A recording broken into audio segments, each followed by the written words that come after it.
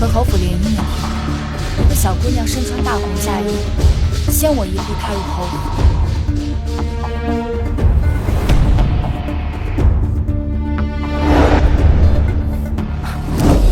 秦若霜，不被爱的人才低贱受气。就算你是正妻，小侯爷心里也永远只有我的位置。哼！你敢不敢把你刚才说的话再说一遍？我说，你秦若霜就是个联姻的摆设，侯爷心里只有我。啊，这个你，侯爷心里的女人，笑我！我打的就是他心里的女人。秦若霜，你疯了！你闹够了没有？前姐她只是我的表妹，她只是为了维护我这个表哥，说了几句出格的话。你怎么这么野？简直不可理喻！怎么，吃了亏就成了没有私情的表兄妹？你，我练的可是铁砂掌，论起扇坏人的嘴巴子，这京城里怕是没有我的对手。要不是我父兄战死沙场，他们用命换来的战功，需要有功勋的人来继承，怎么会轮得到你这个破败的侯府来娶我？这么巧，来人！哎呦，为有这么大矛盾？你怎么一点好的不行？净学些下三滥的蝇营狗苟，像你表妹，干嘛还藏着掖着？垃圾！你们这阿糟的侯府，真是恶心！我呸！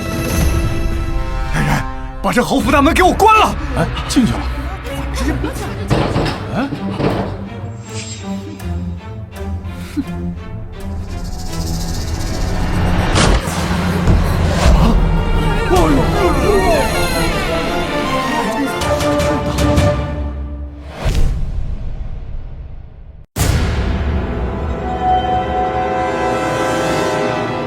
李良，你给我听好了。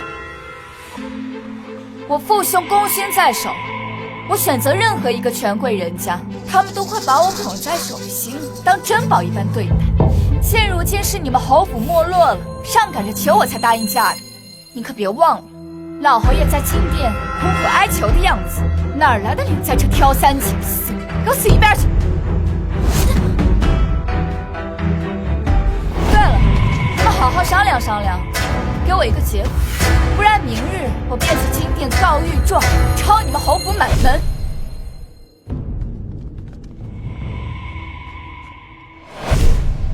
小姐，你刚刚可真是煞气腾腾，我看那小侯爷都快吓尿了。他们侯府今日啊，竟敢放任一个什么所谓的表妹来搅闹我的大婚，这定是精心设计下来的，真当我是个汉子？就是，真以为我们是没有脑子，只会打仗的大老粗啊！这侯府虽然没落了，架子可一点没放下，敢打我们将军府的主意。小姐，我们接下来怎么办？怎么办啊？我父兄生前受赏赐的良田商铺众多，现如今将军府又只剩我一人，想必这侯府也早就盯上我的嫁妆，就等着苏浅浅把我镇住之后，好肥吃肥喝的吃绝户呢。这帮又当又立的垃圾，我一定是不能放过他们。他们不是想吃绝户吗？好啊，那我便反过来，把他们侯府吃干抹净。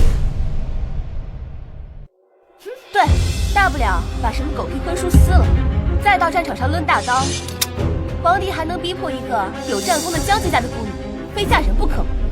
那他的江山可就不稳了。战英，你去前院看看，到底什么情况？是。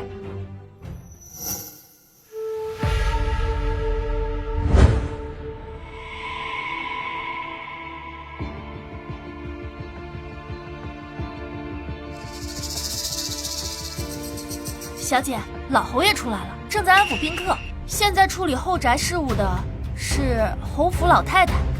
我就猜他们现在不搭理我们，定是准备兴师问罪。小姐，那我们怎么办？嘘，肯定是侯府派人偷听。这偌大的侯府，最在乎的就是面子。张英，赵英，听我命令，给我骂！得嘞，得嘞。小侯爷想对表妹直说呀，不用藏着掖着的。当了婊子还想立牌坊的垃圾，是不是那儿不行？不行就直说呀，咱们找郎中给你开药啊。咱们姐妹几个都是从死人堆里爬出来的，杀过的人头比你们侯府吃的米还多。想打我们小姐的主意，我呸！咱们让你有命享，没命花。哎呦，这就听不得了。舔这个大脸表妹的功夫呢，怎么不使出来啊？这侯府啊，就是贱。小姐，接下来我们怎么做？就等上他一步。若是他真的打算冷处理的话，那咱们也不用给他留余地。好，我们都听小姐的。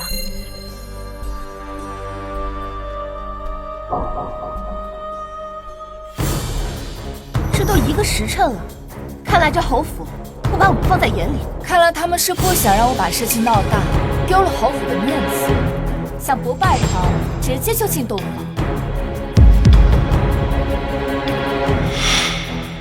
好啊，那我偏不如他们。姐妹们，现在把我送去喜堂，跟新郎拜堂。是。这里不是你们该来的地方，赶紧回去，回去！一拜天地。在这儿哪来的新郎？是苏浅浅。2拜高堂。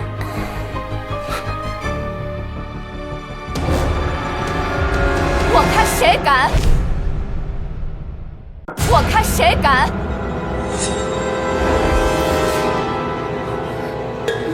你怎么来了？你们侯府还真是胆大包天，这皇上赐婚都敢找人来顶替。你们可知道，这可是诛九族的死罪！来人，替侯爷赎罪！是。不，你要干什么？哎呦！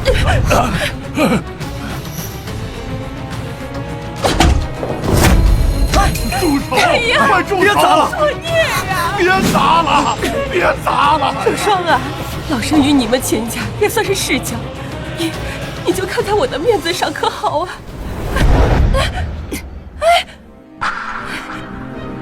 你们若是真心待我的话，迎娶进门举案齐眉，相敬如宾，我何尝不会做一个合格的心腹？到时候自会给你们侯府留足了面子。可你们一家人却是齐心协力，想要算计我的嫁妆，那你们侯府的面子便是鞋垫子。给我砸！哎，秦若霜，你就是个泼妇！李良，你给我听好了，若是你们想保全侯府全家的性命，那现在便带上你那个贱人表妹到我的门前磕头，每个人100个响头。若是少一个的话，我便去告御状。活命的机会已经给你了，来不来随意。秦若霜，表哥，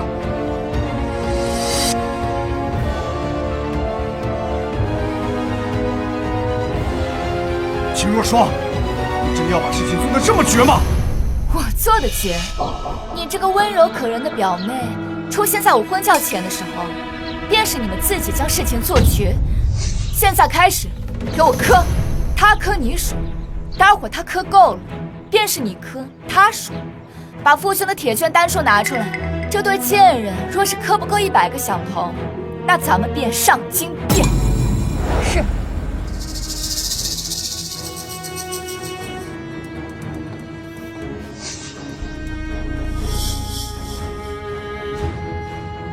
还不快磕！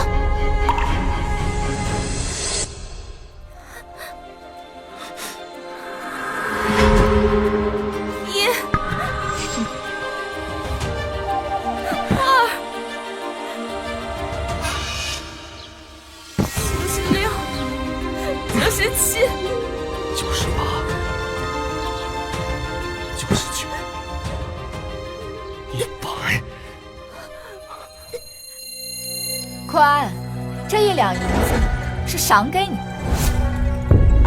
签吧。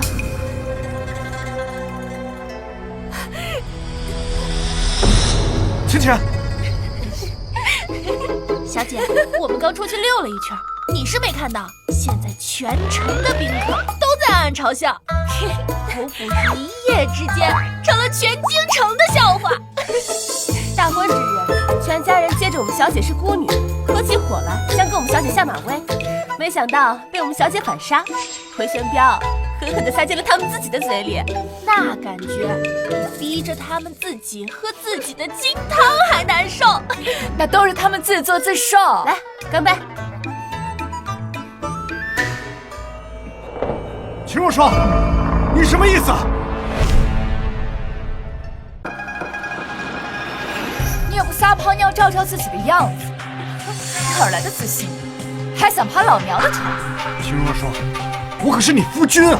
跪下！小姐让你走才能走。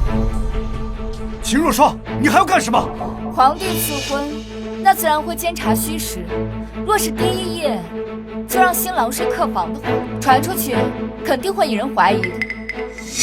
你别用这种眼神看着我，我对你这种白条鸡可是一点兴趣都没有。把你脑袋转过去，看你脸就觉得恶心。你个悍妇，你心中可还有半点对为夫的敬畏？聒噪！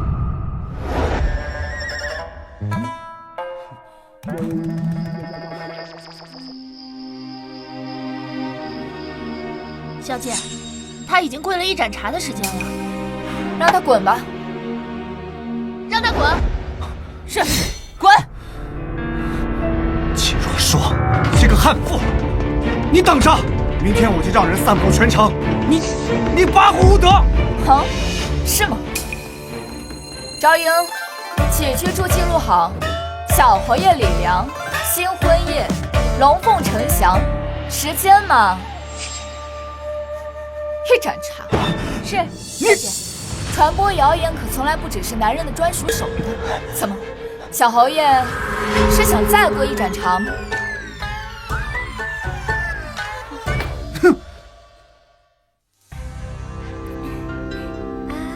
嘿嘿，你听说了吗？甜吗？将军府的那个秦姑娘又怕上守活寡了。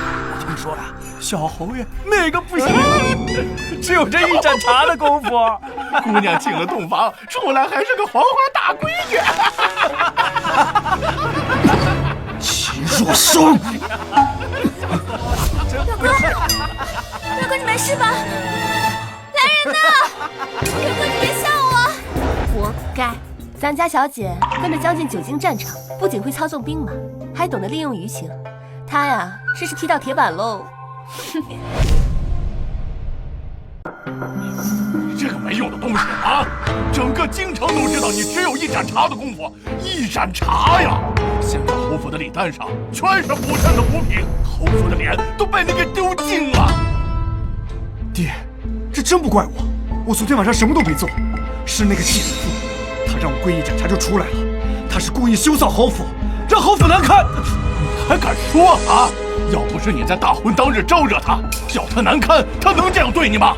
啊，算了，为父教你一招，在我们吃光他绝户之前，你要哄着秦若霜，千万不要再纵容旁人招惹他了，尤其是那个苏浅浅，听到没有？是，孩儿听命。不让旁人招惹他，我偏不。你们怕他，我可不怕。我要让他知道，这侯府后宅到底谁说了算。哼！啊，秦小姐独得了将军府的万贯家财，怎么还这么穷酸啊？出门还带着假首饰。假首饰？小姐，这不是你的发簪，你的发簪是黄金做的，这只是黄铜。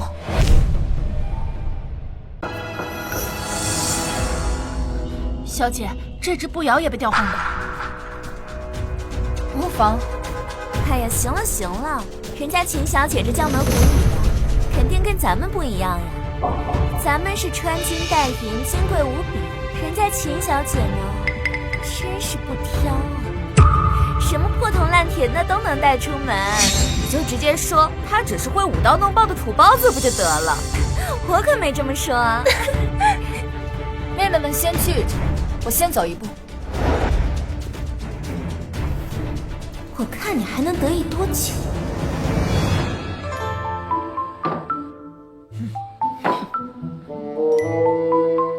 你这菜里还有虫子，你们这群奴才是怎么伺候我们家小姐的？这哪里有虫子？我怎么没看见？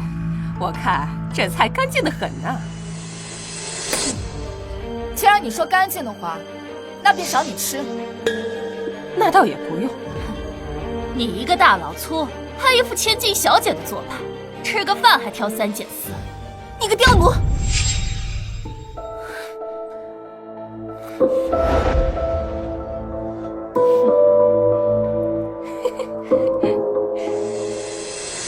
小姐，齐若霜，你很快就会明白，谁才是这后宅的女主人。干得不错，狗臭的。是。小姐，你干嘛不让我好好教训他？他们都欺负到我们头上了，你还一副不生气的样子。昭英，一盏茶之后，召集府内上下所有人集中。既然侯府的奴才们都这么不守规矩，那今日我便好好的教训教训他们。今日叫大家过来，就是为了宣布几件事情。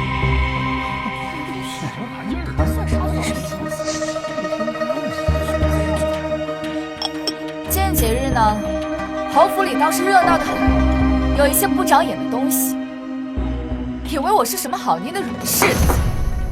今天就是为了告诉大家，我既然有本事踏进侯府这个门，那便有本事能镇住侯府的鬼。之前那些不长眼的东西，该教训。哼，真假？侯府后宅向来是由我做主，这些下人也不是谁想处置就能处置。你手脚不干净，偷了我的黄金首饰，发卖给人牙子去做苦工吧。不是我，苗小姐救我，救我！陈嬷嬷，你在背后议论主母是非，犯口舌，卖给穷苦人家吧。我是侯府老人，不能卖我。至于你，在我的吃食里面投放不洁之物，既然这么不嫌脏的话，那便送去青楼接客吧。苗小姐救我！我这对秦小姐都是为了你呀！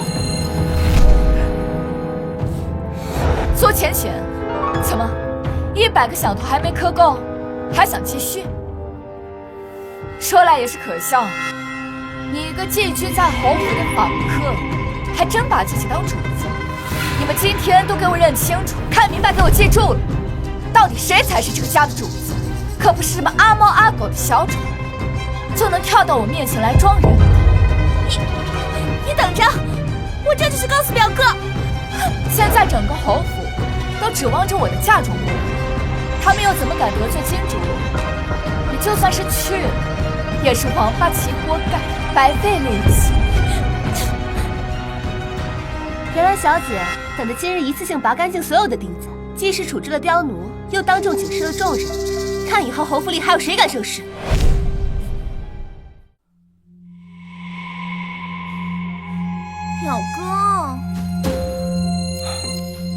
表哥，你可一定要为我做主。那个贱人竟敢如此对我，你说怎么办吧？倩倩，这事我也没招。现在整个侯府上下都指望着秦若霜的嫁妆过河呢，没有人敢得罪她呀。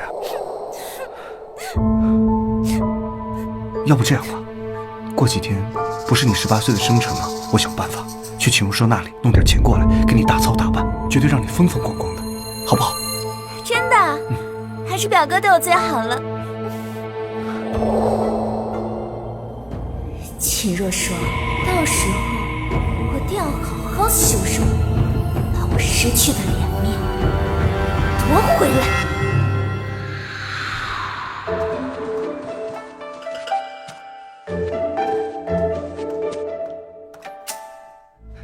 陆少，这些是我给你置换的绸缎，入了侯府啊，你就不必要操劳过度了。管家管账，包括管理你的嫁妆，反正脏活累活呢，交给母亲操持就好了。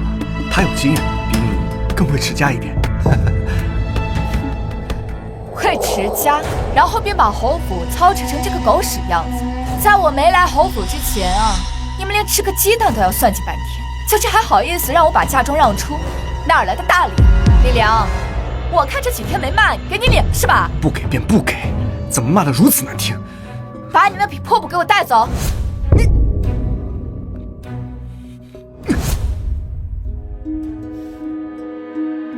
小姐，听说过2日便是那苏浅浅生辰，小侯爷还要给她大操大办。看来眼下是没钱了，把主意打到咱们小姐的嫁妆上。战英，你过来。到时候你摆在这。到时，咱们也给他送上一件大礼。这表小姐一个18岁的生辰礼都搞得如此隆重，看来这侯府实力尚存呐。就是不知对一个寄养在家中的表妹如此重视，这正室夫人该如何自处呢？就是。表哥，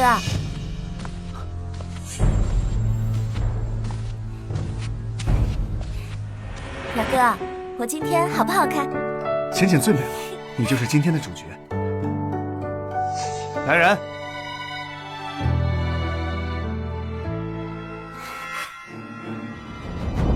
哎呦，这可是只有侯府正妻才能佩戴的规制啊！看吧，当初嫁过来的时候我就说，这秦若霜啊不会受宠。小侯爷明明给她穿小鞋，她又能如何？哼，我早就听说这女子不受礼法管制，就该这么治她。这金钗甚是与我相配，哥哥去送我金钗，那嫂嫂就没有什么要赠予我的吗？我自然是给你准备了礼物的，这个便是我给你准备的礼物。金钗都戴在了苏小姐头上，她能准备什么？难道准备的是求原谅的请罪书？浅浅，为了这个礼物，我可是没少费心思，要懂得感恩。看看吧。看来他终于意识到自己在侯府的地位，知道在侯府巴结我才能活下去了。那我也就不拒绝嫂嫂好意了。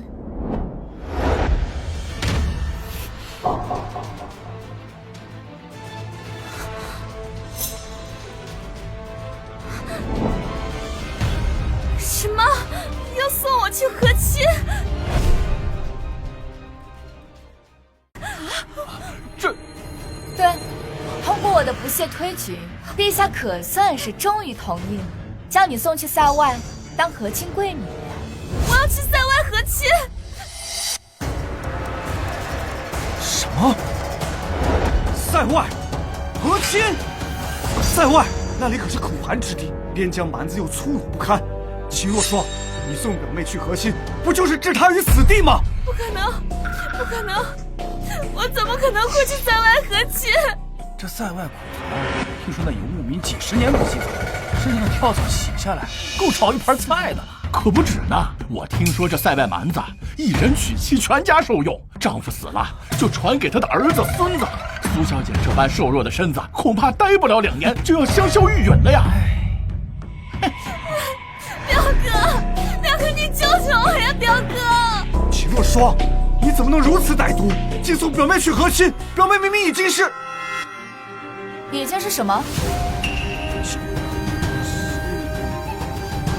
我看啊，你们明明是已经无媒苟合，暗通款曲吧？我的夫君，这表妹不会是你养在家里的静鸾吧？静鸾？听说女子被强制作为男子的玩物，方可称为静鸾，而且这2人的情趣与一般夫妻不同，多半是强制、鞭笞，甚至是……怪不得，原来小侯爷喜欢这个。不过别人不都说小侯爷那个……原来如此，小侯爷玩的可真花，只是可惜了这苏小姐受了那么多苦。诸位莫要听他胡言，我儿绝不是这样的人。是的，是的，绝对不可能的。秦若霜，你这就是污蔑！我什么时候跟表妹做过那种事情？也是啊，我也觉得夫君不是这样的人。这样的话，未免也太阿杂、下贱、无耻、不要脸、有悖伦常了吧？简直他就不是个人呐！哎，简直就是个畜生！不对，连畜生都不如。夫君，你说是不是？表哥，表妹，你也不用担心，到了那边，您可就是100多个王妃之一了。恐怕是不能传给可汗的后代，毕竟你也不是什么金枝玉叶，你不过就是一个被抬上去的和亲贵女，最多嘛，也就是赏赐给那些官兵当做奖励。不行，表哥，我不能去和亲，表哥，我皇命已下，现在恐怕说什么都来不及了。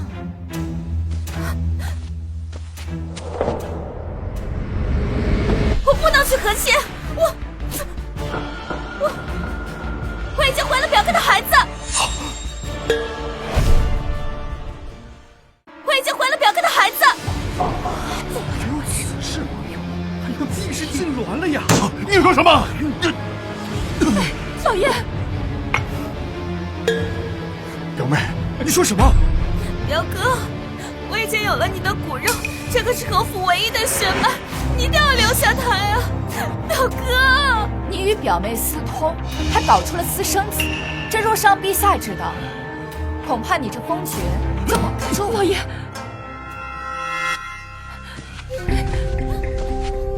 为了侯府的爵位，绝不能承认这孩子是你的。表妹尚在闺阁，怎么可能怀孕呢？表哥，我真的怀了你的孩子。小侯爷和表妹暗通款曲，可不是1天2天了，整个京城谁不知道？小侯爷现在不认，我们也就不相信呢。哎，只要这事儿没有传到皇上耳朵，这封爵之位就能保住了。哦，表哥，芊芊，当着这么多人面，一切配合我的权宜之计，不要告诉那些人我们的关系，否则我的爵位不保，我们的荣华富贵也就没有了。我岂不是还要被送去塞外和亲？你果然心里就没有我。只要你听我说的做，我保证不送你去和亲。真的？真的。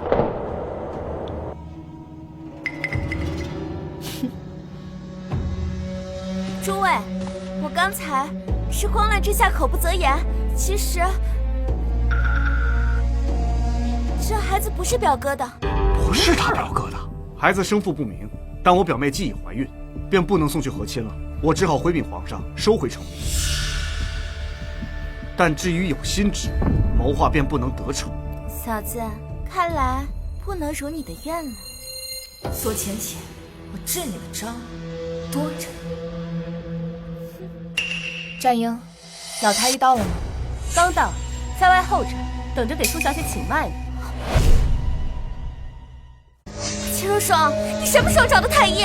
表妹莫不是以为我只是拿旨意吓唬吓唬你，实则什么都没准备吧？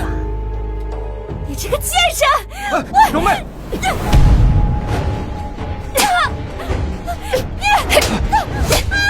表妹，想让我删你，直说便是，我必是会满足你。表哥，救我！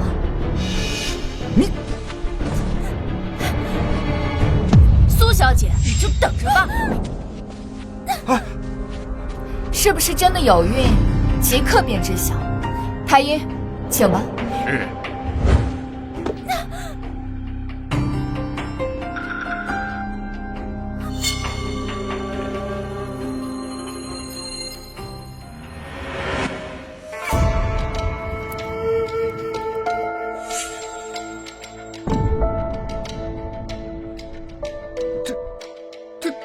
老太医，你确定这个是给人用的，不是给家畜用的？开玩笑了，微臣可是专业的。苏小姐，这是头一次怀胎，胎气自然是不稳，需要用这稳胎针扎入小姐脐下3寸的位置，只有用这粗针才能稳住散掉的胎气。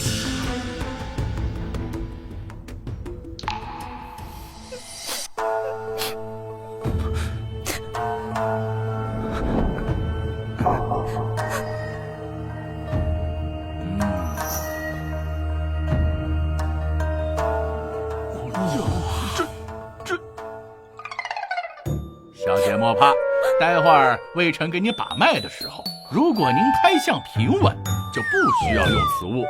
但是，如果您的胎象异常，就要用这小钩勾进你的小腹当中，勾出一些东西拿来看看。我不看了，我不看了。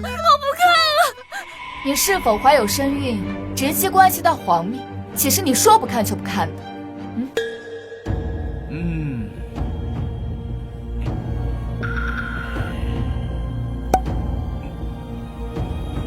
这是听胎筒，需要在火上烤得火热之时，就要往小姐的小腹中扣上去。若是听到胎声，那就没事了；但是，若是听不到，就要在小姐的小腹当中划个半寸的小口，用铁勺使劲地寻找胎儿所在的位置。找到了，便罢了；若是找不到，就多划几个小口，直到找到为止。苏小姐，那微臣就开始啦。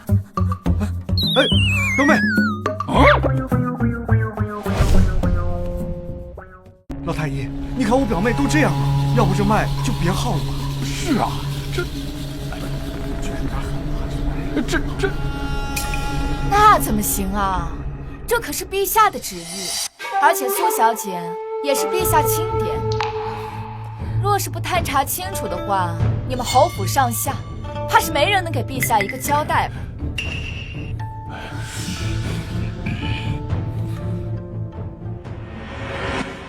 就算是再宠爱的表妹又如何？与侯府荣耀相比，还不是轻而易举的被放弃吗？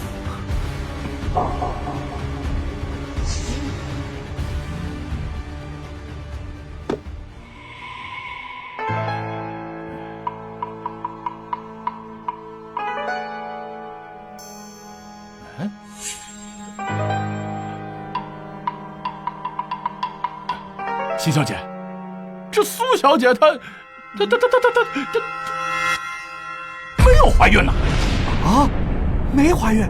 这没怀孕？哎呀，这苏小姐就塞外和亲的事儿，怕是板上钉钉了。哎，看来这嫁给塞外蛮子的苦啊，苏小姐是不得不吃了呀。是啊，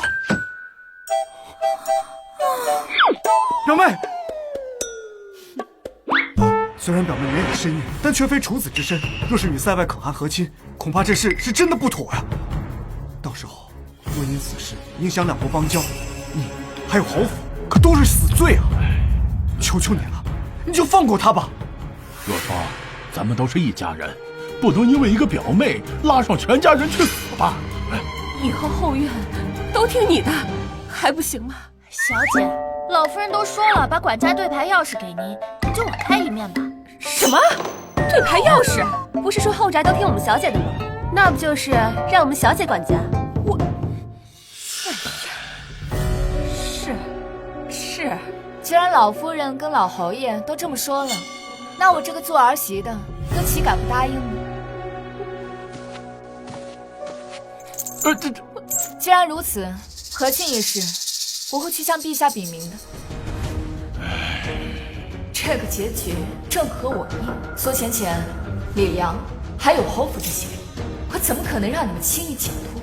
我要留着你，慢慢折磨。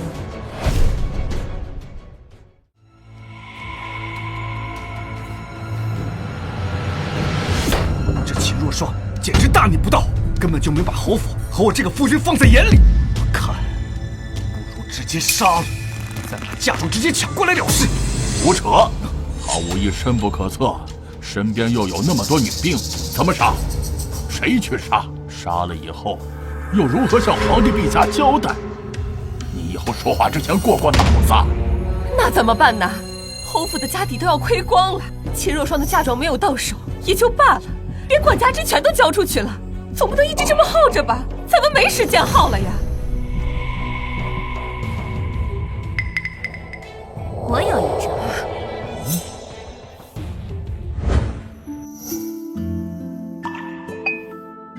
有事便说事，别在这里浪费我的时间。嫂嫂，今日请你来是想给你道个歉，之前都是我不好，是我年纪小不懂事，还请你原谅芊芊。犯了错，付出代价就好，谈不上什么原谅不原谅的。啊，不好了不好了，夫人，有一个青楼女子跑到侯府门口闹起来了。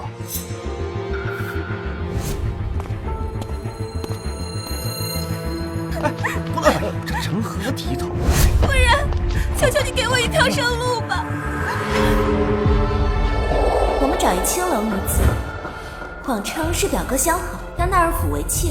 以秦若霜的性格，定是不能容忍与妓女共侍一夫，定会大闹。到时我们便以7度之罪休了她。哎呀，这个方法好啊！按律被休的女子的嫁妆尽归夫家所有。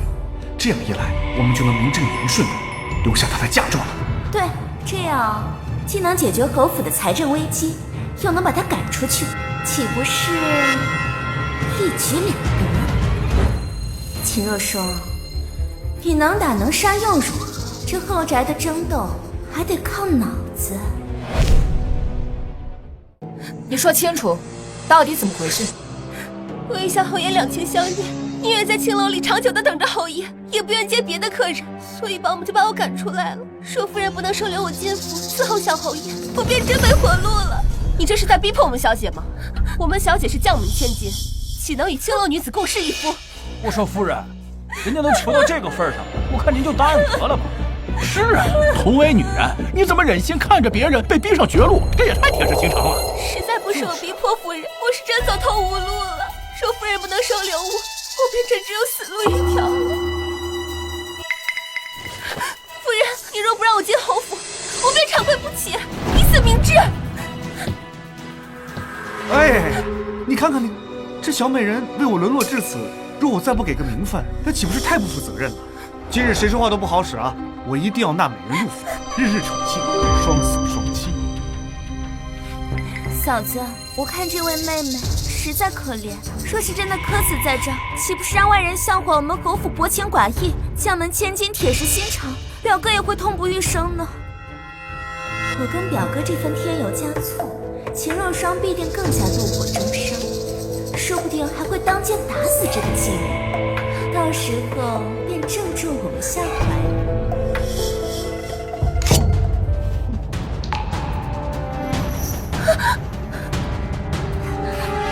他要动手了，这一刀下去，他就完了。快动手，动手啊！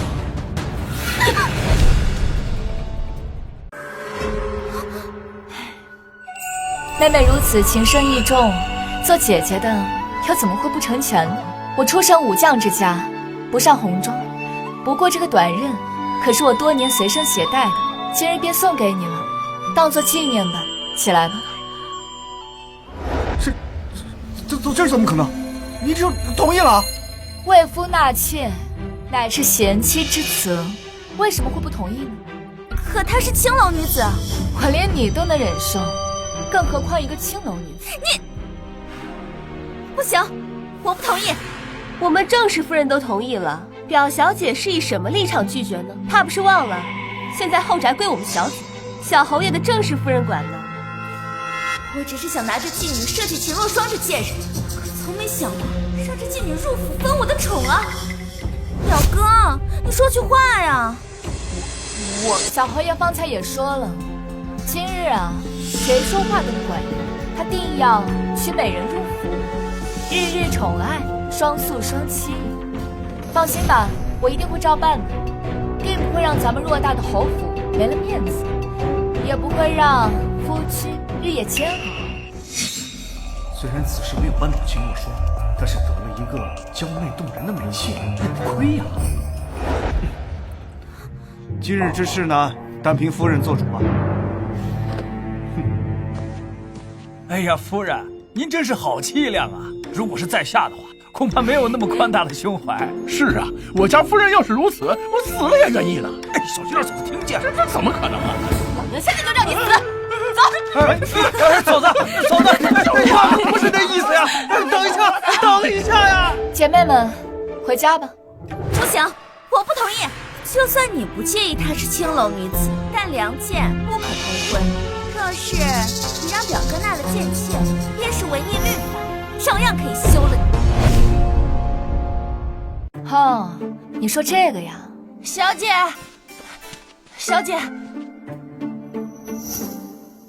我早就听闻小侯爷在青楼有几个相好，于是便把他们的生契拿到了官衙，改了户籍。他们现在可都是良女。可她毕竟曾是青楼女子，传出去对表哥的名声不好。可就连是青楼女子，小侯爷他都一视同仁，这不更显得情深意重吗？但她还没有分住处。我住的西院还有间空房，即刻便可入住。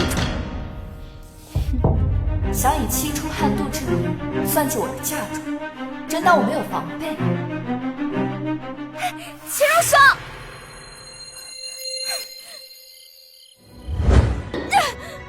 明明说好是为了算计秦如霜的，你竟真将这个贱人纳入府了！那是迫不得已啊！那秦如霜不吃这一套，事情都架在那里了，我能怎么办？放屁！我看就是想纳妾。纳妾怎么了？我堂堂小侯爷，府里添个人怎么了？你没说过只爱我的，渣男！不服！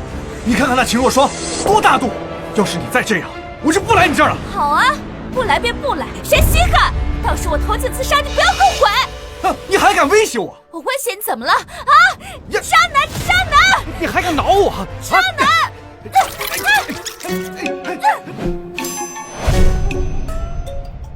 小姐好计策，让这群小人偷鸡不成蚀把米，反而自己闹起来了。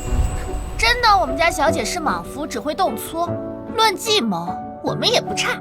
就是，即便不费一兵一卒，照样玩死他。我只是平时能动手的，懒得跟他们吵吵罢了。谁？是我。夫人，请开门，我有话想和夫人说。进来吧。多谢夫人救命之恩。你白天还在道德逼迫我们家小姐，怎么现在又来谢恩了？怕不是黄鼠狼给击败你，没安好心吧？夫人恕罪，是苏小姐来青楼，逼我到侯府门口大闹，又逼老鸨把我赶走，我实在是走投无路才来这里。谁曾想，夫人没有给我赶走，还给了我一个安家之处。我虽是青楼女子，却也懂知恩图报，夫人大恩大德，没齿难忘。从今以后，我愿誓死追随夫人。身为女子，诸多不易，又何苦互相为难呢？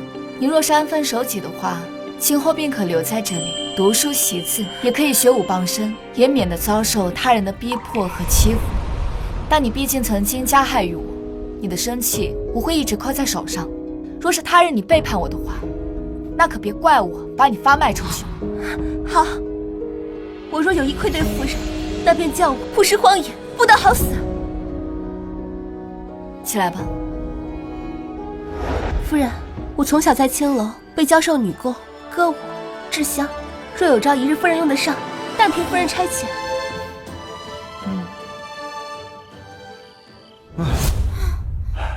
秦如霜，让你跌了这么大一个跟头，春日宴上我定要让你好看。今日长公主举办的这春日宴，是为了给太子殿下选妃，为此还设置了不少比试呢。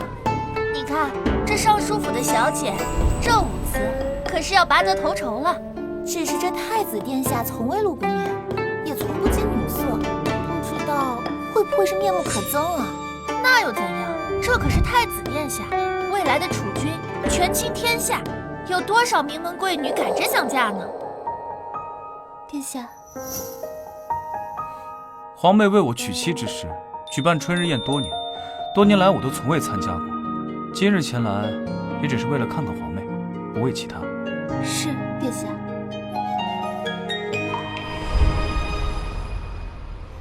这京中才女果然不凡啊！这舞姿，名动京城。一般吧，还没柳红跳得好。你一个舞刀弄剑的懂什么？有本事你上去比啊！我才不去。好，真好，妹妹的舞姿果然不凡，有京中赵飞燕美名。多谢长公主夸赞。众所周知，我皇兄不喜欢寻常女子，琴棋书画他都不在意，平生痴迷武学。第2场比试便比武艺。诸位姐妹，有谁可愿意来？还有比武环节呢？还有比武环节呢？那都是京中未出阁的女子参加比试，你一个已婚妇女就别凑热闹了。我想比就比，你莫要管我。哎呀，你快回来，别闹！哎呀，你个泼妇！回禀长公主，这场比试我想试一试。这不是小侯爷刚娶的夫人吗？为了太子选妃设置的比试，他来凑什么热闹？就是，他一个有夫之妇，还敢觊觎太子殿下？春日宴是为皇兄选妃，也是为诸位姐妹举办，让姐妹们开心，何必拘泥于有没有出嫁？难道出嫁的女子便不配一展风姿了吗？谁愿与秦小姐一试？我来。哇，这不是我朝第1女将军慕如兰吗？穆将军久经沙场，若他说是本朝女子武功第2，没人敢称是第1。听说穆将军久仰太子殿下已久，恐怕这场比试势在必得。放心，我会让着点你的，必不会叫你缺胳膊断腿走出去。这秦若霜还真以为自己武艺了得，待会儿看穆将军怎么把他打趴下。最好杀了他。请出招。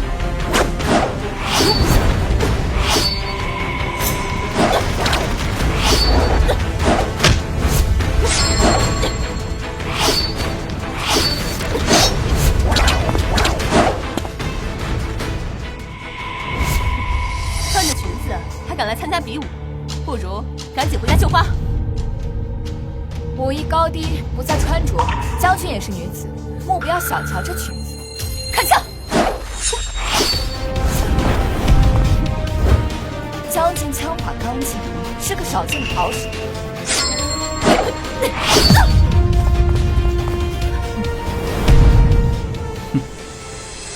啊，穆将军这是输了吗？我没看错吧？你没看错，而且还输得很快。这秦小姐也太厉害了吧！可恶，这都没让她出场。秦若霜还有多少本事没有使出？看来这绝户不好吃啊！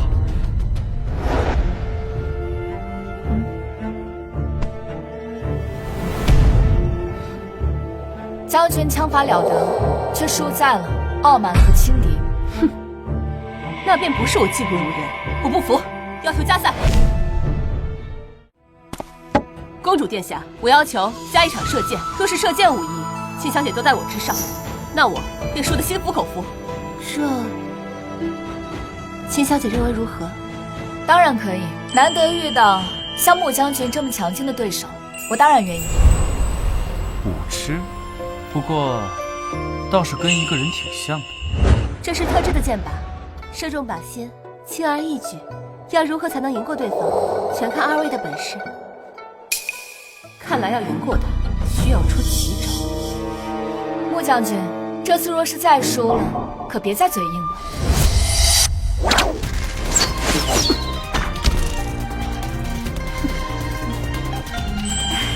好厉害！剑法精准，内力深厚，不愧是穆将军。秦小姐恐怕……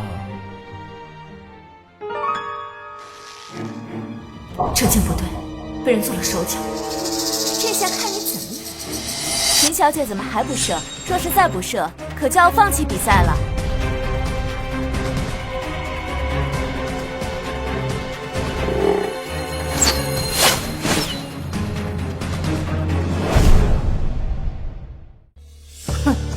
秦若霜，你这剑术妹妹也太差了吧！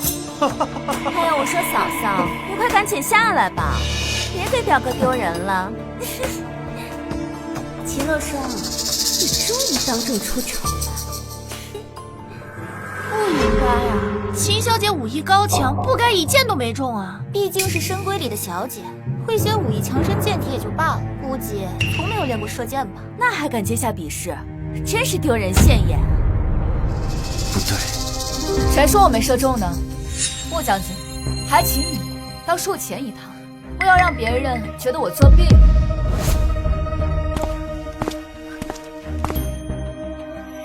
这点雕虫小技就想难倒我？这怎么可能？秦小姐3箭都拖把射在树上，难道不是这样吗？他不是射在了树上，而是射中了落下的花瓣，而且一次射中了9片。此等决断与剑法，如兰自愧不如。可恶，又没看到他的好戏。小心！小心！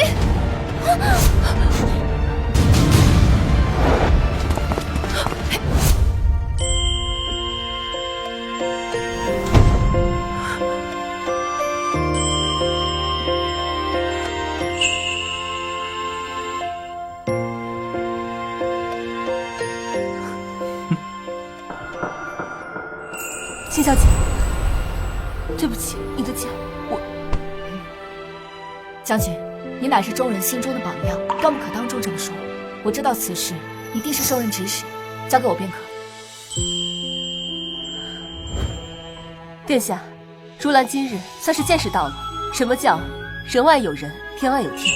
回去必定精进技艺，不再骄傲自满，自请戍边3年，磨练心性，望殿下应允。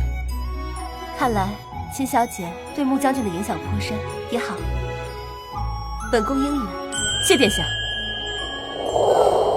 秦小姐，我在京都亦有亲信，若有事儿，让亲信传信给我就好，我必全力相助。好。这秦小姐当真是奇人，可恶，这个秦若霜怎么什么都能化解？长妹，你还有什么招对付她？有，我还有一步杀招。今日比试，本宫看得颇为尽兴，也多亏了秦小姐参与，望各位姐妹也可以在本次宴会上尽兴。长公主殿下，嫂嫂其实还有一事未告知你，若您知道了，肯定会更加高兴。啊？是什么？他又要整什么幺蛾子？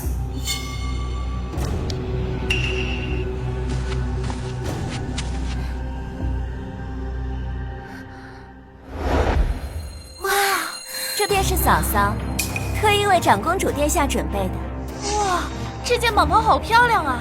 真不愧是秦小姐送的，这么远看就能看得出来，这金线在阳光下熠熠生辉，绣工精巧，品香不凡呢。不得不说，确实好看。长公主一向最喜欢绣品，这件衣服是送到心坎里了。苏浅浅有这么好心，舍得花这么大功夫替我给长公主送的。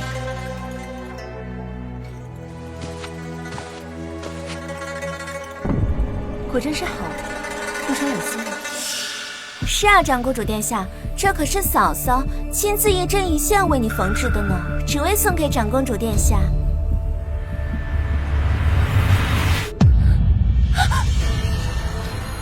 秦若霜，你好大的胆子，竟敢送本宫5爪金蟒！五爪金蟒，这可是谋反之罪！来人，将他拿下！来人，将他拿下！长公主殿下的蟒袍，按理只能是4爪。秦若霜，你这送的是5爪金蟒，是想置长公主于不忠不孝、不仁不义、意图谋反的境地吗？是啊，还好长公主及时发现，若是传到陛下的耳朵里，恐怕长公主的性命都难保。秦若霜，亏本宫还觉得你是个有礼节的可敬之才，没想到你竟想谋害本宫！回禀长公主，如果我说此事我并不知情，您可信我？长公主，别信她的鬼话。对，我亲眼看见她在屋内绣的，府中的下人也全都看见了。谁曾想，她竟偷偷绣出5爪，谋害殿下呀！秦若霜，前几日我已经在侯府中散布你要给长公主送蟒袍的事，众人皆知蟒袍是你所绣，这次我看你怎么逃脱。长公主，此事与侯府无关。虽然秦若霜是我的夫人，但她犯下如此谋逆之罪，绝无转圜的余地。若您想处置她，就算是立刻斩杀，我也绝无二话。就如此耐不住性子，恨不得我被当场斩杀，好立即拿了我的嫁妆，吃了将军府的绝户似的。秦若霜，你既然做出如此大逆不道的事情，就别怪本宫了。压下去。是。慢着。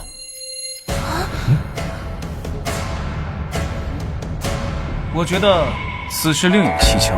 切，你是什么东西？长公主的事情也轮得到你管吗？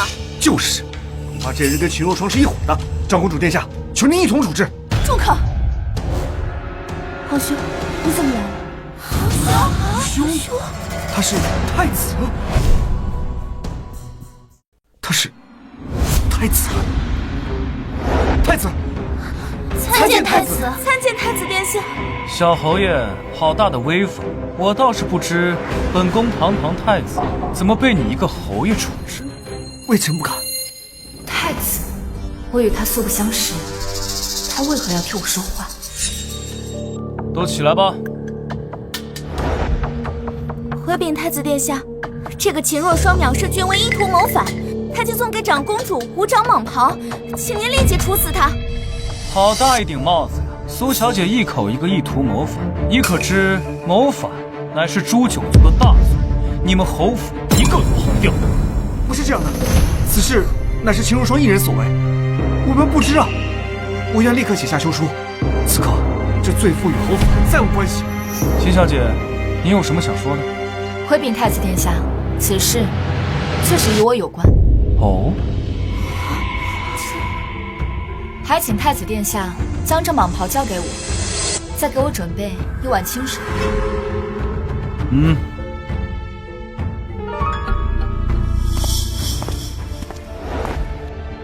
秦若霜，你还想耍什么把戏？殿下面前容不得如此。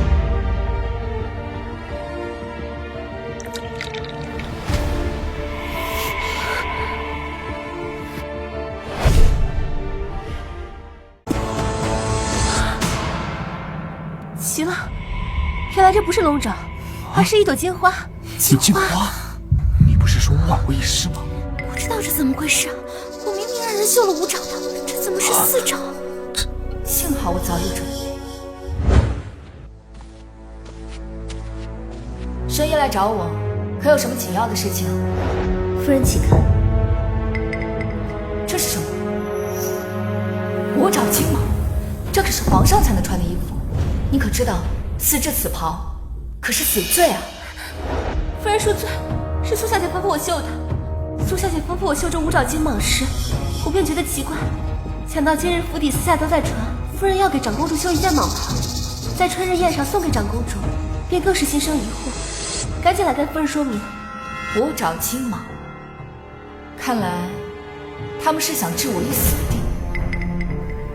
柳红，你精通女工，可有什么破解的法子？奴婢会一特殊技法，能将它变成双面形。到时你将它浸在水中，纹样会有所变化。既然你们要加害于我，那就别怪我反将一军。回禀太子殿下，回禀长公主，此乃琼花，乃是天下无双的祥瑞之花。这金蟒脚踏祥瑞之花，寓意着福泽绵长。臣女祝长公主千岁千岁千岁。长公主千岁千岁千岁。若霜，方才是本宫冤枉你了，望你不要怪罪本宫。你有什么心愿，本宫都帮你实现。臣女确实有一个愿望，还请太子殿下和长公主一定要成全。你尽管说，本宫能做到的都满足你。既然方才妹妹这么想替臣女送礼物，那便让她给在座所有的贵女屈膝下跪，并说：“姐姐，我错了。”若霜说的都对，这样来化解众人对我的误解，如何？想得美，秦若霜，我好歹是侯府的人，好歹是小侯爷的表妹，你这样折辱我，这表哥的面子于何地？你就不怕表哥怪罪于你？难道小侯爷会为了一个远房表妹怪罪我这个正妻吗？听说侯府内宅常年是表妹当家，今日一看，似乎真是如此。秦小姐乃是功勋忠义之后，又是皇上钦点的侯府正妻，你一个侯爷竟然帮着外人来欺压皇上钦点的正妻，这事要传到皇上耳朵，我看你这小侯爷有用当。不会，怎么可能？你能让他做什么，他照做便是。表哥，他还不照做？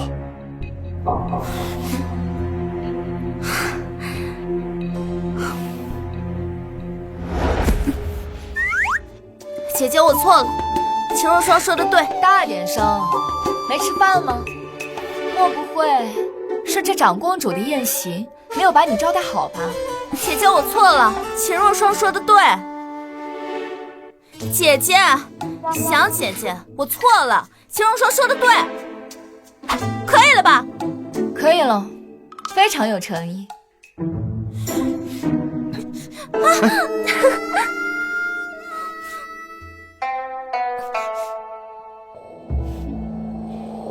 秦若霜，让你出这么大仇，我一定要杀了你！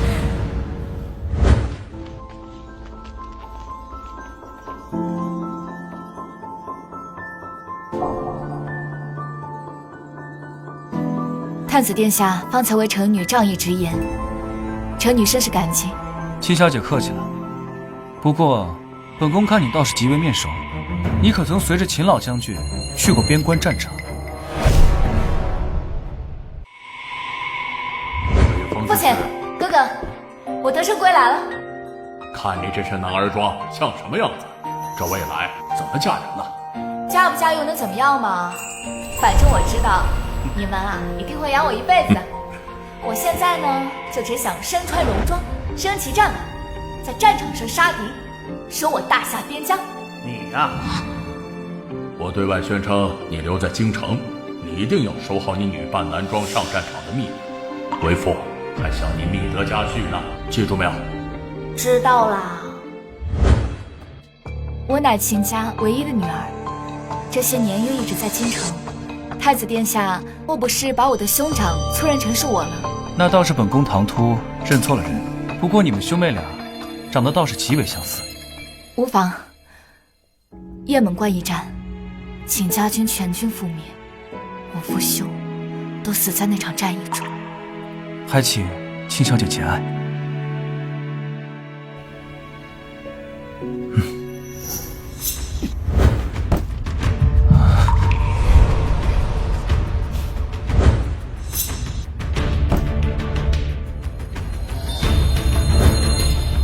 就是他。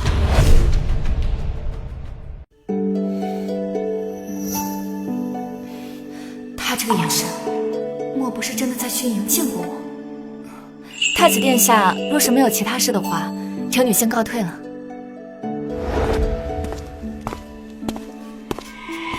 没想到多年后再见，你已嫁为人妇，侯府乃龙潭虎穴，他们屡屡算计于你，今生就算没有缘分，本宫也会护你一世平安。开得真漂亮，这个不错啊。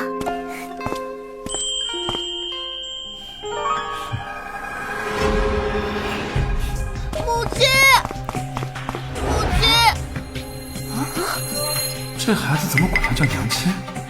他不是才刚刚成亲吗？这秦小姐刚嫁入侯府不过1个月，哪来这么大的孩子啊？从没听说过还许配过别家呀？难道是私生子啊？一定是了，私生子都找上门来了，恐怕是京城最大的丑闻了。老将军名声全让他败光了。秦若霜啊，一个宫女绝户，我就不信整不死你。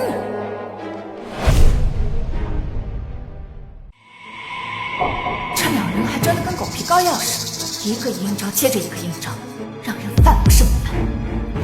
你是谁家的孩子呀？为何要乱认娘亲啊？我是你的孩子啊，母亲。孩儿知道你现在是侯府的夫人，不想认孩儿，可是孩儿好想你，求你别不要孩儿。呀，嫂嫂，这是你的孩子啊？哎，你别说，眉眼跟嫂子还真有几分相似呢。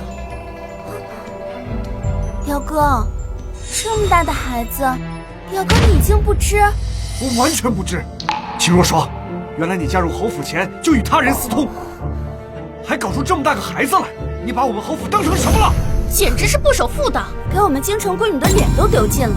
这小侯爷还真是可怜啊。就是啊，他不是这种人，定是要上诬陷。长公主殿下，此贱女瞒着我与他人私通，还生出个孩子了，微臣实在不堪耻辱，还请长公主为微臣做主啊！你想怎样？微臣恳请休妻，将此贱女进猪笼。进猪笼，这可是身为女子最难看的死法了。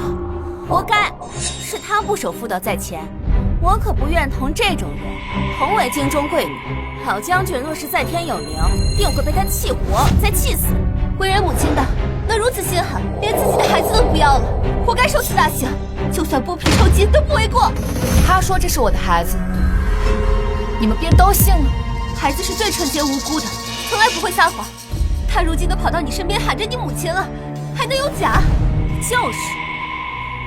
秦若霜，你若现在认罪，我可恳请长公主饶你不死，只需要你留下嫁妆，滚出侯府，然后便为贱民即可。好啊，算盘珠子都拨到我脸上，我就说这侯府的账怎么就算不明白呢？原来是缺算盘珠子呀！你这个贱妇，死到临头了，还敢辱骂侯府？我有办法证明他不是我的孩子。小孩，先把手放开。我不放，放了娘亲又要跑了，我打死不放。也好啊，待会儿等我证明了我不是你的娘亲，你入我门楣之后，我便可以直接利索的处置你。喂，秦若霜，你威胁个孩子算什么本事？你不是说你能证明吗？好啊，那你拿出证据。就是，你若是没有证据，可就要被进猪笼。对，进猪笼。皇妹，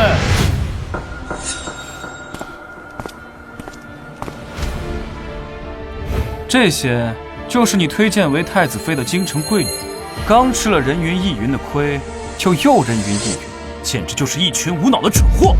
在事情没有弄清楚之前，我若再听到有人胡说八道，立刻拖出去杖毙。秦氏，你可有什么办法证明？我需要长公主允我派人回侯府取一样东西。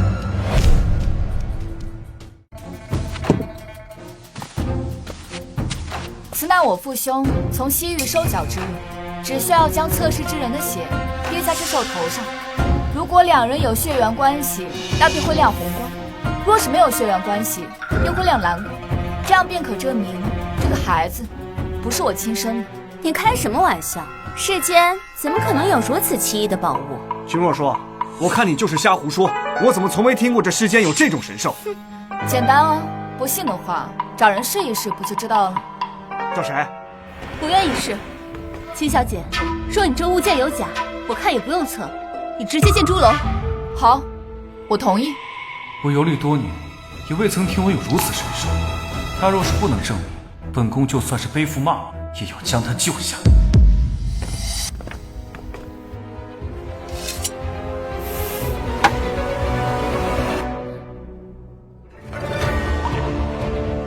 月儿，谁知道会不会有人暗中操控神兽发出红光，作弊呢？哼！是蓝光。秦若霜，你连作弊都做不明白。京中谁人不知，丞相府家的小姐育有一女啊，就是这个孩子。你这鬼东西，却说这孩子不是亲生的，你还说不是耍大家？我看呀，你就该被扒光衣服进猪笼。对，长公主，请立刻把这贱妇进猪笼。秦若霜，事实如此，这次我也保不了你。我的神兽从来都不会出错。这位小姐，您确定这个孩子跟你真的是母女关系吗？当然，这事是众人皆知的，大家都看到了，事实都摆在这里了。秦若霜还要说别人母女不是亲生的，破坏人家母女关系。切！长公主，请准许我立刻把这贱妇拉出去，进猪笼处置。对，进猪笼，对，进猪笼。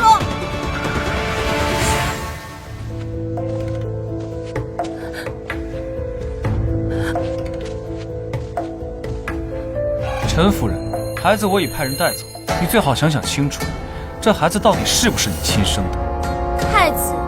要当众袒护这个贱人。本宫问话，什么时候轮得到你来插嘴？怕不是活腻了？求太子饶命啊！玉儿，的确并非我所生。姐姐，你说什么？玉儿不是你亲生的，你胡说什么？这怎么可能？其实，这孩子是我一姐所生。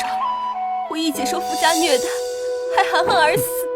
她夫家又重男轻女，我怕这孩子在他们家根本撑不到几天，所以我将他抱了回去，谎称是我所生。抚养之间，我原以为这个秘密可以保留到我死去，没想到今天却被秦小姐的神兽测出。还请今天的各位替我和玉儿保密。今日之事，日后不得外传。若是被本宫发现，必然深究。那也就是说，秦小姐这个神兽是真的。就算这神兽是真的，那也并非能说明这秦若霜和这孩子没关系啊，还是要做过测试之后才能知道。秦氏，测测吧，这下便能还他清白了。不行，如果神兽测出秦若霜和这孩子没有血缘关系，我和表哥就要遭殃，绝不能让这事发生。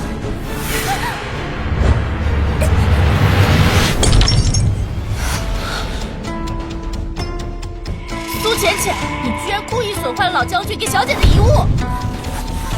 长公主殿下，臣女是不小心的，是后面有人推了臣女一把，臣女这才不小心跌出来的。神兽受损，这还怎么测试？怎么还秦小姐清白？是啊，长公主，刚才我表妹就站在秦若霜跟前，说不定推她之人正是秦若霜，就是为了不想让我们看出她跟这个孩子有关系。我提议，她要换个方式证明，否则还是要请朱荣。专门想让我换个法子，是担心这法子能还我清白是吗？秦若霜，你故意推我出来打碎神兽，只能说明这孩子就是你亲生的。我看你现在就要被禁猪笼，还要扒光衣服游街示众。谁说神兽碎了便失去作用了？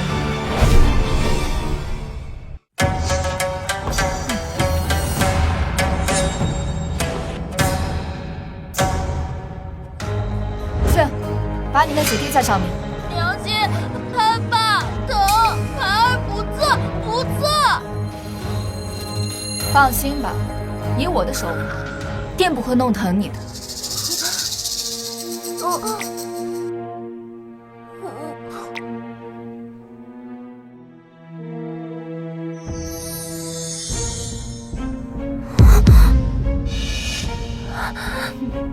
我就说吧，这小孩跟我们家小姐没有关系。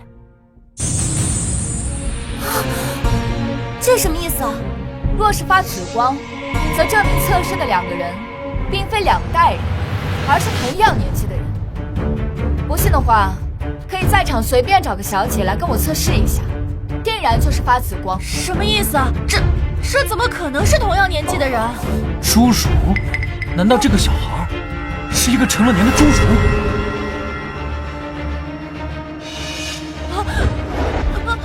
想往哪儿跑？这事真的不怪我，是他指示我，让我认娘的。我对此事并不知情，你休要污蔑我！这是你给我写的契书，让我谎称是孩子，诬陷秦小姐婚前不忠。事成之后给我良田百亩，上面还有你的旨意呢。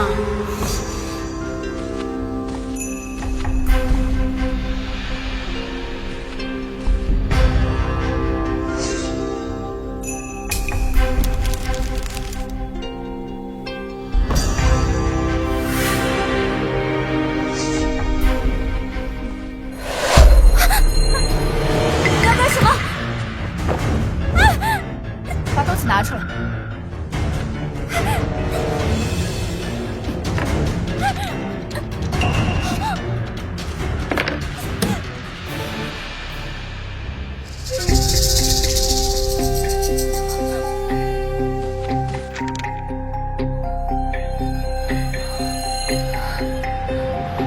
果真如此，竟然是你在诬陷秦小姐，还当众用这样的下三滥的手段来诬陷侯府正妻，我看你是活够了！殿下饶命啊！殿下饶命！我不是故意的，求您放过我。契约都签了，还说不是故意的。如果这都不是故意的话，那天下的地契、房契都可以随意收回，就说不是故意签下的就行了呗。就是，你谋害秦小姐是板上钉钉的事没跑。我原先以为是秦小姐对不起侯府，没想到你这个女人蛇蝎心肠，竟如此对自己的嫂子下毒手，而且用此事将秦若霜置于死地，反被她害了。这事不能怪我，这个侏儒是秦若霜的姘头，这个侏儒是秦若霜的姘头。苏小姐，我看你是疯了，已经气得开始说胡话了。从春日宴开始，苏小姐就一直针对秦小姐，若是只有1次2次也就罢了，可是那么多次，但凡是个明眼人都该看出来这是个阴谋。就是，苏小姐这是拿长公主、太子殿下和我们当傻子耍呢。我有证据。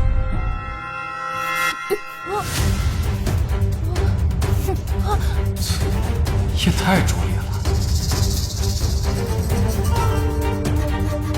诸位请看，这就是秦若霜是她姘头的证据。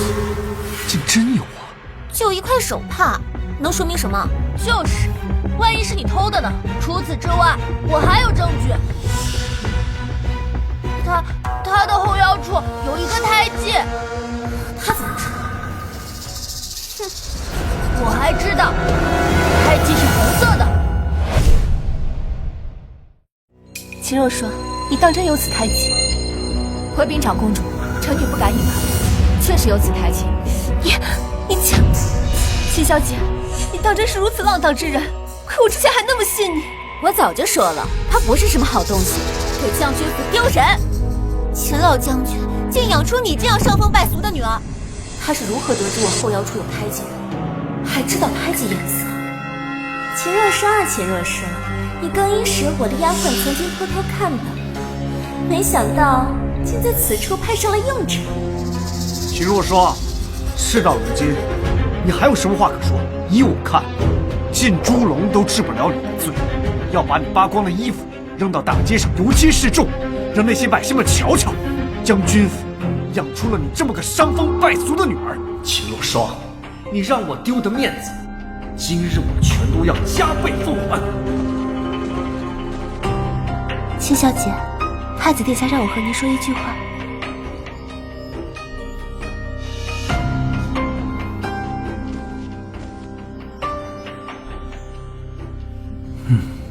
苏浅浅，既然你们害了我，那我们就新仇旧恨一起算。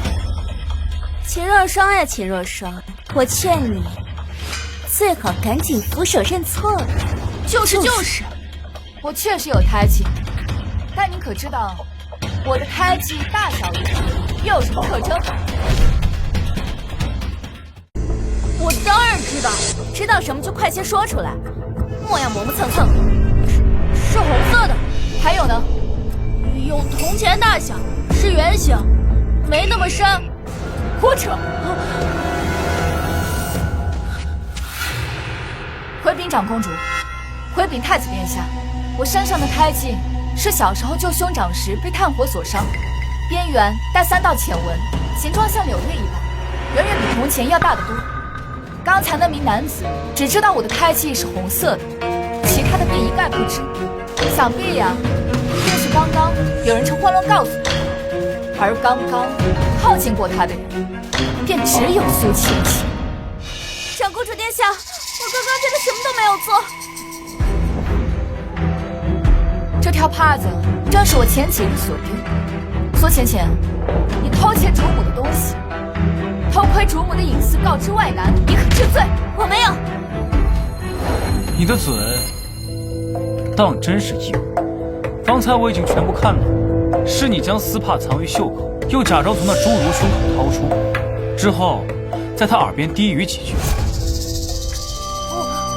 秦若霜要紧，这红色胎记只不过因为时间有限，只说了一句话，这才露出了破绽。就是啊，我没有。你没有？那我方才看到的是什么？难道你想说，是本宫在诬陷你？污蔑当家主母可是重罪。夫人想怎么做？发卖为奴，永不入京。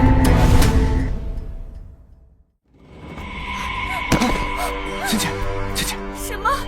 我说发卖为奴，永不入京，听不明白吗？表哥，救我！表哥，殿下，芊芊是我远方表妹，她父母早已离世，去世前千叮咛万嘱咐，求我好好照顾她。若她变卖为奴，那我岂不是成了不仁不义之人了？小侯爷此时替表妹求情倒是积极，刚才污蔑秦小姐，嚷嚷着要让人家进猪笼，甚至还有扒光衣服游街，居然还有2副面孔。就是，要不是秦小姐和太子殿下拆穿了苏浅浅的阴谋，现在秦小姐怕是跳进黄河也洗不清了。张布，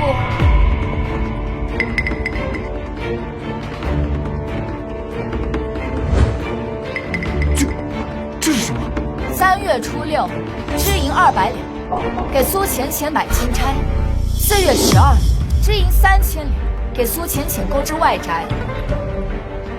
好一个有情有义的侯府，随随便便的支出，便是一个普通家庭10年的用度。给苏浅浅买金钗，购置外宅，也不知道这些银子是从何而出。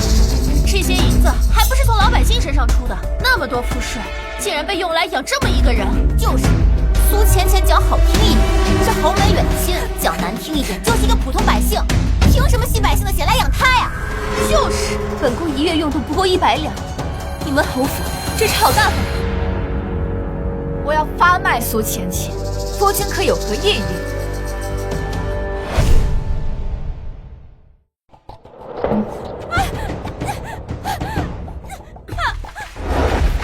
秦若霜，我不会放过你的。不放过我，你可得有这个本事才行。秦若霜，你不能搞死，你不能搞死！坐，秦小姐，方才我们是受那苏浅浅蒙蔽，希望您大人不计小人过，饶过我们这一次。对啊，秦小姐可真是有勇有谋，是我京都女子榜样。以后我们定为秦小姐马首是瞻，若是有人说你不好，我们定喷他个体无完肤。我也是，我以后定会对秦小姐唯命是从。若霜真是好有魅力，本宫真是喜欢的很。她像如此，被她吸引是件很轻易的事情。长公主谬赞了。秦若霜，你害我表妹，我一定不会放过你。母亲，秦若霜把浅浅发卖了。什么？秦若霜居然发卖了浅浅？是啊，母亲，浅浅是你母家族亲，秦若霜这么做简直是没把您放在眼里啊！他居然敢骑在我的脖子上，这个仇我必须报！报，就知道报仇！秦若霜不过是一个被灭了门的将军府姑女，这想当年她家被灭门，说起来还有我一份苦。如今一个秦若霜你们也摆布不了，还要受她欺负啊！哼！放心吧，这次定我的治得服服帖帖，让他再也不敢吱声，还得让他把将军府的嫁妆全都给我留下。说，给我等着！秦若霜，找我何事？你既已嫁入侯府，也该尊称我一声母亲，怎能如此没有礼数？我的母亲乃是郑国将军夫人，一品诰命，前朝尚书之女。你是个什么东西，也配让我叫你母亲？你这般没有教养，我今日便要好好教教你规矩。想教我规矩，就你也配啊？我说是不配。那太后娘娘的懿旨呢？这可是太后娘娘亲下的懿旨，你还敢不从吗？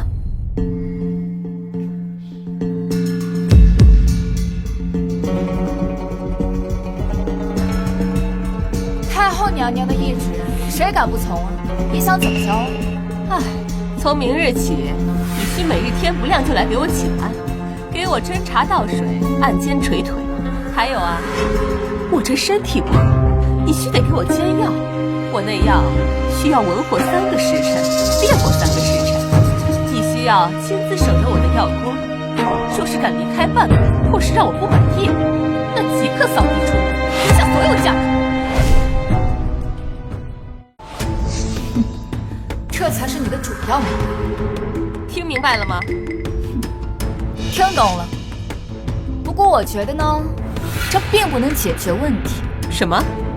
老夫人身体不好，我呢倒是有一个法子，保证能让您身体康健，宛若18。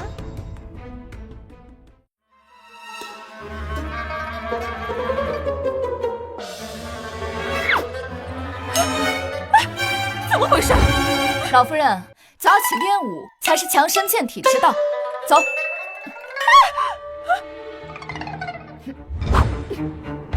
嘿。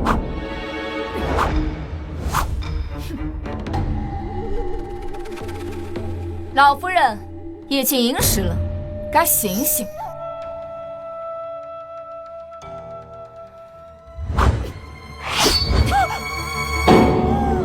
夫人，夫人。哎呦，这个秦若霜，也不知道是我教训他，还是他折腾我呀。老夫人，该起床练武了。每天鸡不见就喊人起床练武，我这把老骨头都散架了，我才不去。老夫人，我这可是按照您的吩咐，带您强身健体呀。您若是不去的话，那我走了。等着。老狐狸又想出什么阴招，不过无论什么阴招，最后也只能自讨苦吃。老夫人，您还有什么吩咐？你把我折腾成这副样子，你得去给我买最上等的药材和补品，要100年血莲、1000年人参、10000年血参，这些钱就从你嫁妆里扣。到时候把药材一卖，他的嫁妆还不是落到侯府手中？想变着法儿的克扣我的嫁妆。好，这些都需最上等的药材，若是有一点残次品，我就去太后娘娘那儿告你一状，叫你即刻扫地出门，嫁妆也不想带走。老夫人您放心，我一定给您准备最好的。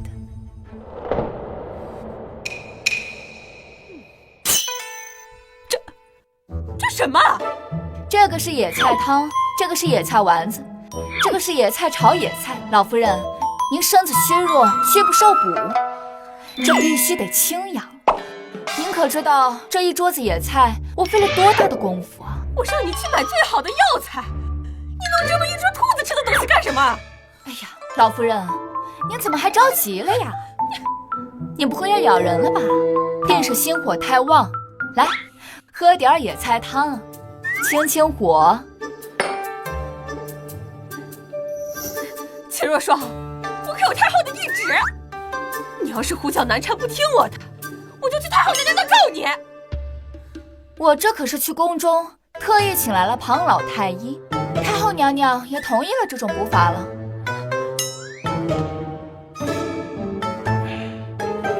老夫人，微臣确实有太后口音，让您务必把身体照顾好。啊？这人哪吃得进去啊？可是这人哪吃得进去啊？那简单，太后娘娘说了，您呐就应该每天吃野菜，每天得吃3碗。啊？您若是觉得吃不下的话，自会有人帮你。老夫人得罪了。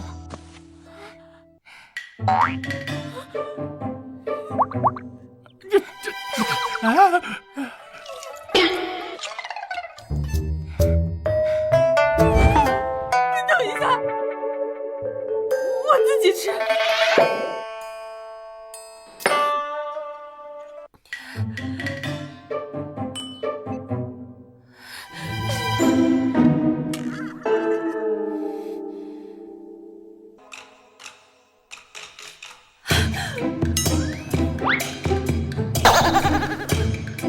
装逼算计，治你。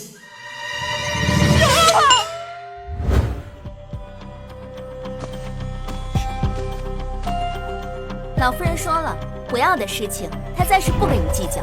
但是太后的懿旨还没完，老夫人让你去祠堂替她抄经，18部祈福真经，抄不完不许睡觉。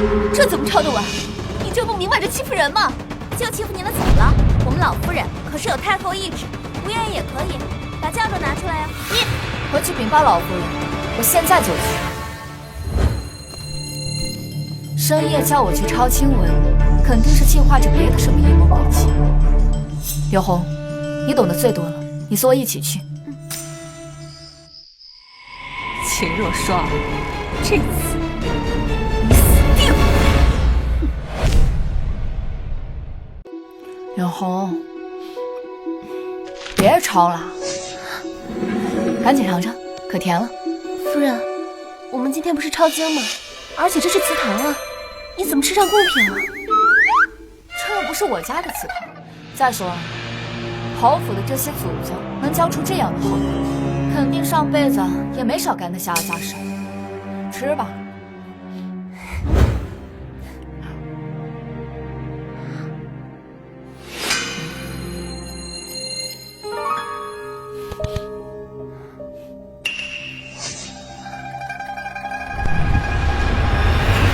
是迷情眼。一起。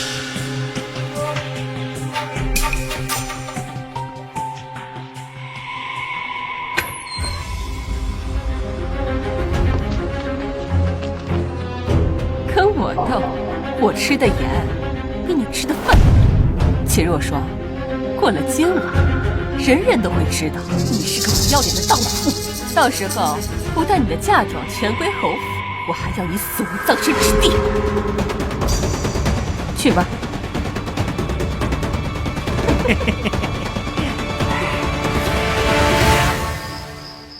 怎么会有这种事情发生？莲儿这才几日不在府中，他就按捺不住寂寞，勾引男人。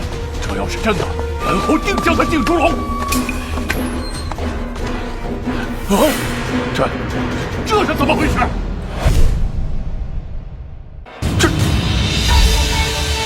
这是怎么回事？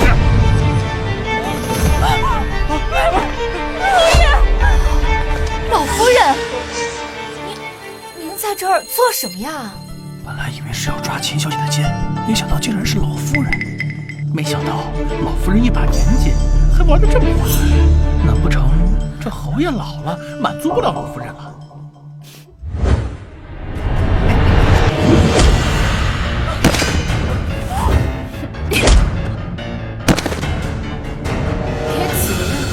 既然你们侯府这么想置我于死地，那我便让你们自食恶果。把他俩给我抓过来！侯爷饶命啊！想都没想到是老夫人呐！都是秦若霜，我昨晚是来抓他的奸的呀，侯爷。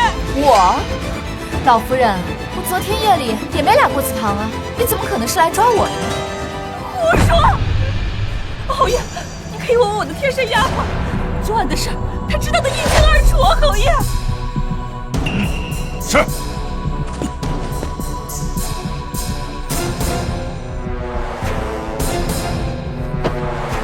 昨晚是你叫秦若霜来的祠堂？老侯爷，你快跟侯爷说呀！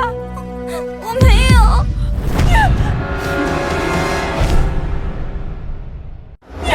你是我的贴身丫鬟，你怎么能撒谎呢？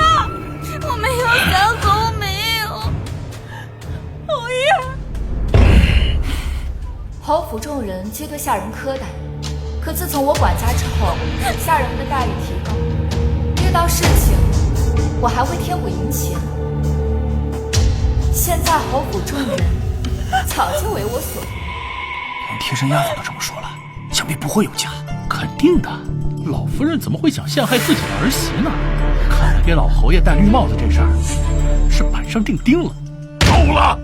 你这个伤风败俗的贱妇，把我的老脸都给我丢尽了！侯爷，你听我说呀，侯爷！闭嘴！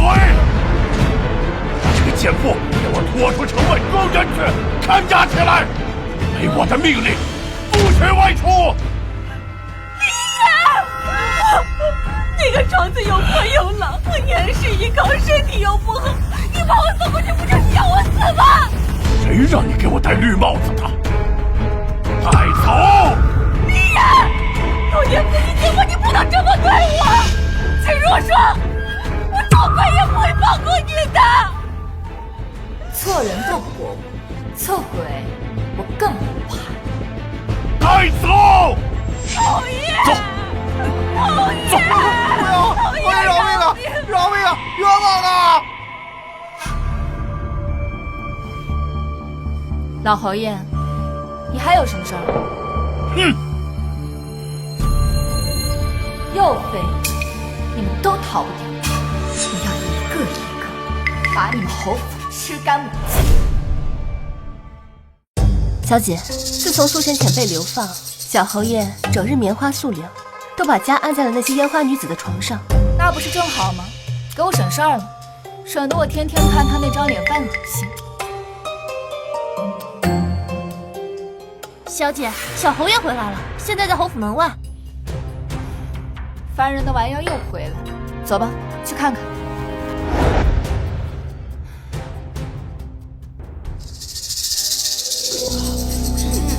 什么味儿呀？这是，真是不检点。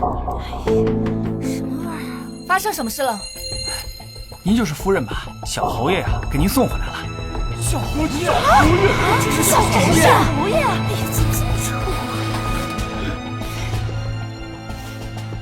哎呀，看这脸！小侯爷天天和我们巷子里不同女人来往，早就得了花柳病。我们说送他回来吧，他说不愿意见夫人。但如今呢，小侯爷实在病得厉害，我们就只能给您送回来了。我说这小侯爷太不爱惜自己身体了吧？怎么弄成这个样子？夫人名声一向很好，秦老将军和小将军在世的时候，没少给我们施粥一水。这小侯爷真是身在福中不知福啊！就是你看这。秦若霜，我不想看见你。良儿，这他妈真丑！侯府的人还真是虚伪，可惜演技拙劣，父慈子孝的不好。秦若霜，自从你嫁进侯府，坏事就接二连三，我儿如今这样，全是因为你。侯爷方才应该也听到大家议论我在外边名声一向是很好的，倒是他名声恶臭。我说老侯爷，这孽是小侯爷自个儿造出来的，跟夫人是没什么关系的，对不对？对呀，我们早就听说了，要是没有夫人啊，这侯府早就没落了。这偌大的基业呀，我们老百姓怎么求都求不来，就这样被小侯爷败光了呀！就是呀，哎，就是。现在管家权在秦若霜手上，我服个软，他肯定会找郎中来给我治病。夫人，是为夫的错，求你发慈悲，给我找个大夫吧。把小侯爷抬进去吧，放在柴房，每日给他1碗粥便可。你怎么能如此对我儿子？前些日子老夫人生病了，这府里的银子都给她瞧病了，手里实在是没有什么闲银子。就算你没有钱请大夫，你身为人妻，不应该净身侍奉、贴身照顾吗？大夫说了，我现在有病在身，实在是不太方便去伺候他。哎呦，恭喜夫人，喜得贵子！夫人，这可是1等1的大事。这小侯爷已经废了，这现在只能把希望寄托在夫人肚子里的孩子身上。是啊，恭喜！他跟我儿根本就……只有他们父子俩知道，我和李良根本没有行过夫妻之事。可这府内府外全都是向着我的，你们父子俩的话，又有谁会听？你这个屠夫！小侯爷呢，虽然只有1盏茶，但他毕竟年轻，还是很威武雄壮的嘛。行了，把他抬进去吧。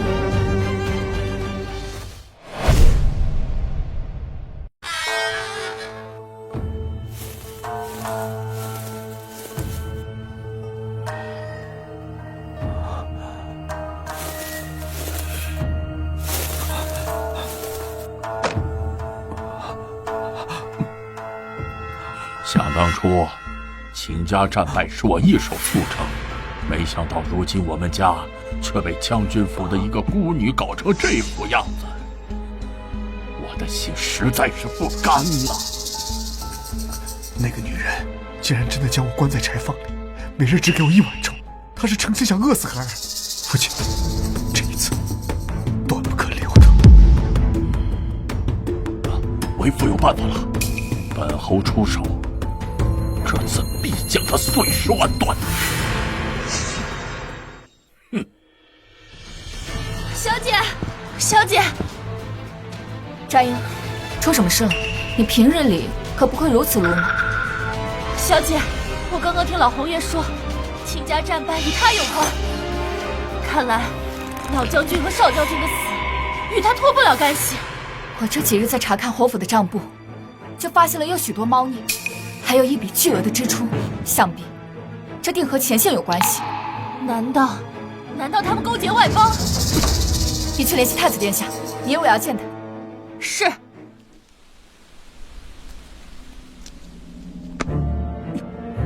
竟还有这种事！太子殿下，此事关乎到大侠安危，还请太子殿下一定要彻查清楚。本宫明白，只不过这段时间，他们没有刁难你吗？没事，他们不是我的对手。等这件事了结，本宫定会给秦家一个交代。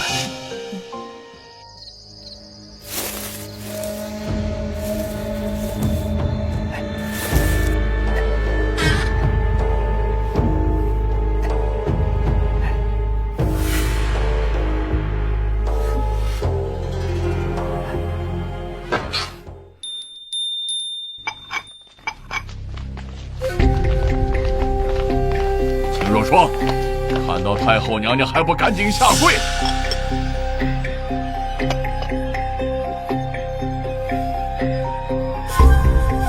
参见太后娘娘。太后娘娘，请看，这秦若霜竟敢在我侯府行着巫蛊之术！大胆秦若霜，巫蛊之术乃是禁术，该当死罪。娘娘，您看，这巫蛊娃娃上还写着我儿子生辰八字。最近我侯府祸事连连不断，定是这秦若霜所为。这个女人一定要休出门去，送到府衙审判。秦若霜，哀家念你是秦家孤女，本盼着你嫁入侯府能安稳度日，没想到你如此不安分。这一次，哀家也留你不得了。哀家也留你不得了。还请太后娘娘网开一面，小姐她绝不是这种人，还请太后娘娘明察。请太后娘娘明察。反了，你们都反了呀！现在侯府的人都向着秦若霜了，要把你们都发放出去，一个不留。太后娘娘，连府里的下人都知道我干不出此等事情，而您乃是一国之后，您怎能就这么轻信小侯爷他俩的一面之词呢？现在人赃并获，秦若霜，任你巧舌如簧，逃不过我国律法。秦若霜，你现在还这么嚣张，本侯这一次一定要治你的罪，把你赶出侯府，将你碎尸万段。哼！侯爷好大的口气啊！太子殿下，太子殿下，太后娘娘，这巫蛊娃娃是小人奉了侯爷之命埋在树下的。什么？在说什么？本侯怎么可能让你做这种事？小人也不敢做出这种伤天害理之事，但我又不敢违背侯爷的意愿，所以只好把小侯爷的生辰八字给改了一个字，请太后娘娘明察。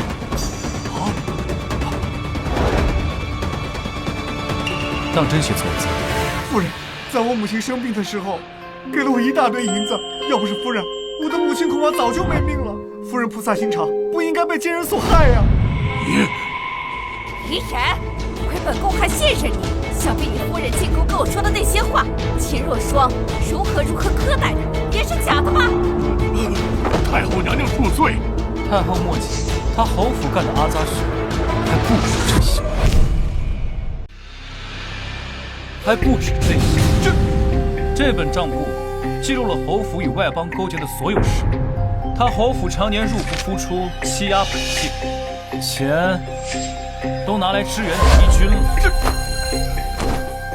不仅如此，雁门关一役秦老将军与少将军战死，也是他们侯府所为，是他们将消息散布给敌军，他们才是真正的乱臣贼子。秦老将军与少将军为我大夏立下赫赫战功，到死都是马革裹尸，没想到竟然不是死于敌军之手，竟然是被自己人所害。李衍、李良，证据在此。即日起，侯府查封，资产全归秦若霜所有。侯府亲眷除秦若霜外，满门抄斩，即日行刑。饶命！看在老臣年迈的份上，饶了我吧！若霜，你饶了我吧！若霜！侯府害我将军府全家，还一门心思的想着吃绝户，但你们万万没想到，苍天有眼，如今却让我反将你们吃绝户。我错了，救我！若霜，快走！若霜，饶命啊！我错了，若霜，娘娘。若霜，哀家险些听信奸人坏话，误会你莫要怪哀家才好。太后娘娘，若不是您的话，我将军府的仇还不知道何时能够报。还要多亏叶儿啊！起来吧。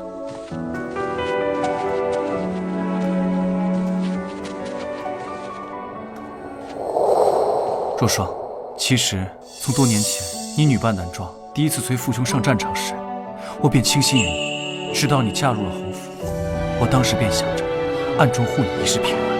到了后来，我才知道你与那小侯爷只是空有夫妻之名。现在侯府已倒，你可愿随我回去？本宫许你太子妃之位，以后你便是一国之母。本宫保证以后不会再娶，绝不会让你再受人欺负。谢过殿下，不过若霜已经想明白了，这后宫庭院并不是我真正想去的地方。我一心只想前往边关，去完成父兄尚未完成的事业。好，那明日我便请奏父王，封你为镇国将军。即日出发，镇守边关。谢过殿下。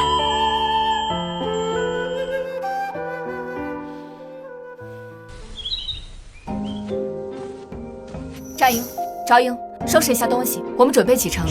是。等等，